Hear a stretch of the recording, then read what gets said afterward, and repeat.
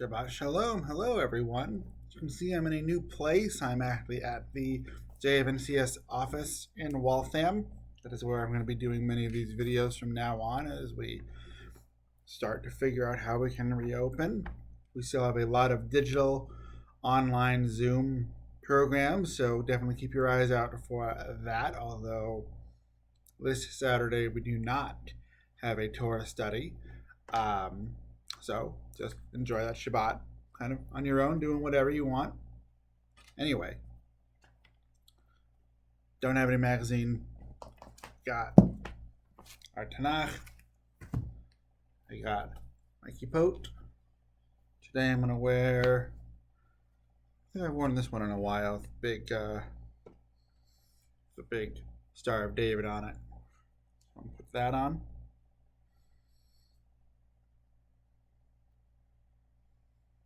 There we go. Whoopsies. Oh no.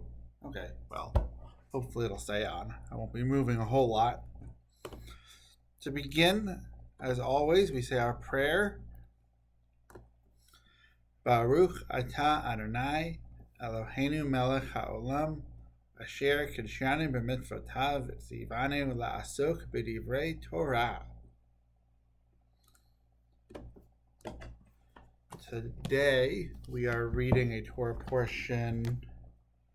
The portion is called Re'eh.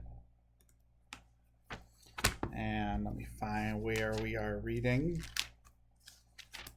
Again, Moses is talking to the people before they enter the land of Israel. And here he says, "Take care not to sacrifice your burnt offerings in any place that you want. You can only do that in the place the Lord will choose for you in your territory. There you shall sacrifice your burnt offerings, and there you shall observe all that I enjoin upon you. But whenever you desire, you can slaughter and eat meat in any of your settlements, according to the blessing that the Lord your God has granted you. The unclean and the clean alike may partake of it, as of the gazelle and the deer. But you must not partake of the blood. You shall pour that on the ground like water." So nowadays, when we think about eating meat, it's just something that we do. Or maybe you don't. Maybe you're vegetarian or you're vegan or you have some other restriction and you don't do that. But eating meat is like a relatively easy thing to access. I am sure you guys can hear that phone, so I'm going to...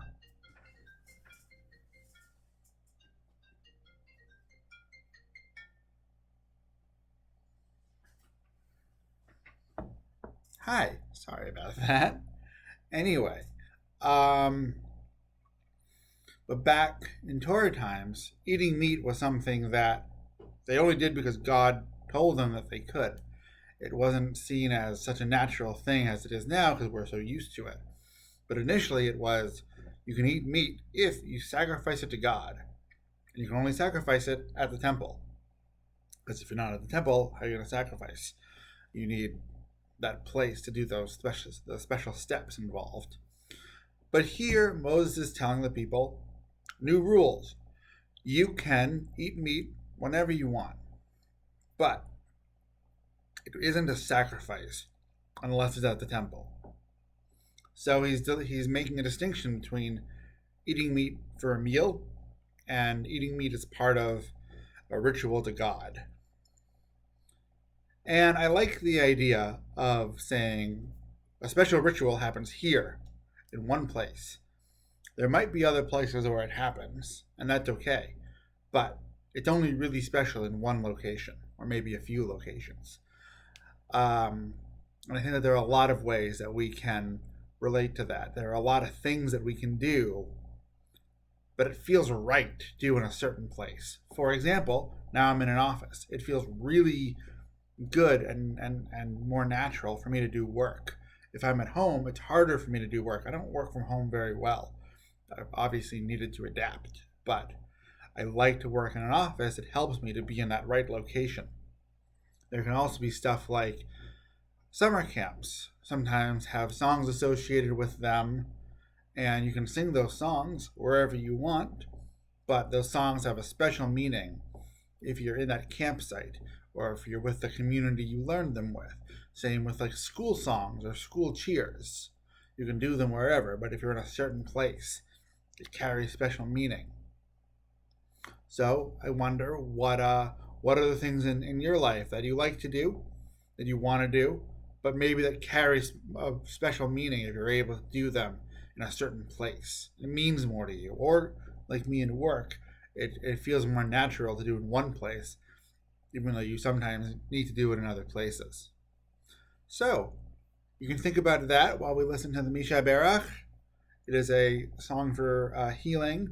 So if you want to think about someone who needs some healing, whether emotional, physical, spiritual, I hope you don't know anyone who has the coronavirus, but if you do, now's a good time to reflect and think some positive thoughts about their outcome. So that's what we'll do.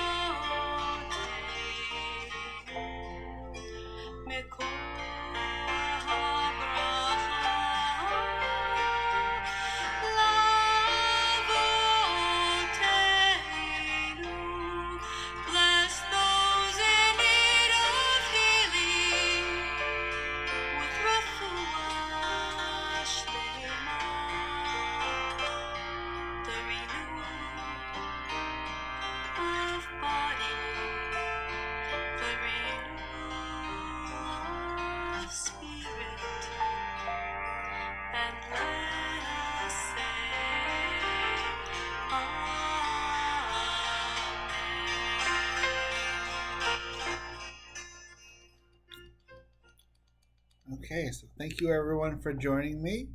I hope that you had learned something. I'll see you all here again next week. If you have any questions about this week's Torah portion or any other Jewish ideas you got going on, or just anything at all, feel free to shoot me an email to the Jewish Life account. And otherwise, I will see you again next week. Shabbat Shalom.